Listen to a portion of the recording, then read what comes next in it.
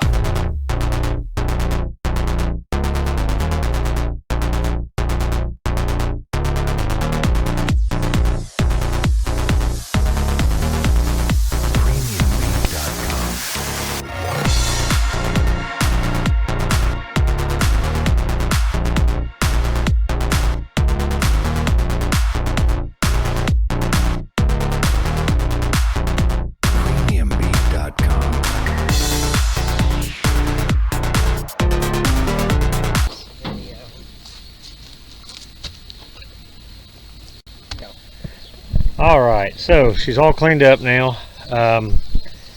This is a 1978 truck. It's a very late one. It has the 79 style grill on it, but it is a 78. It's a 318. I bought it knowing that the motor very possibly had a broken crankshaft in it. I have gotten it to crank over, but that's about as far. I have not got it to fire yet. That is on the plans at some point in time, just because I want to. Body wise, this thing looks decent. It's got a few problems with it. The fenders are good, which is the reason I bought it.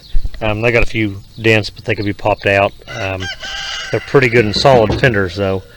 The door's good. I wanted this door on it. A couple of the front support pieces, the radiator support and whatnot.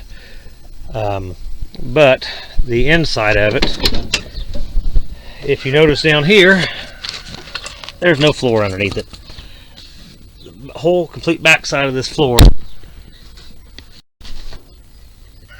Sorry Sorry about the interruption there.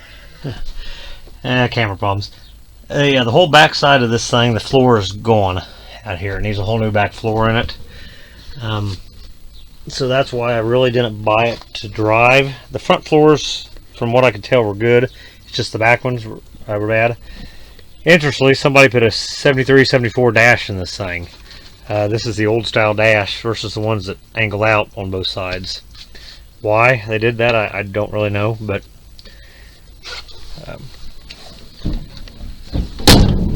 I cannot get these back doors open, nor that red door on the other side, so just the driver's door opens. I'll eventually get them to take them apart and get them to open, but the bed is one of the nicer beds I've seen on a truck like this on the outside. The outside looks great on this thing. There's a few dents and whatnot here, but I mean, for the most part, this isn't rusted out. These things rotted out like crazy along through here. It does have rust here and rust back in here, but that can be patched.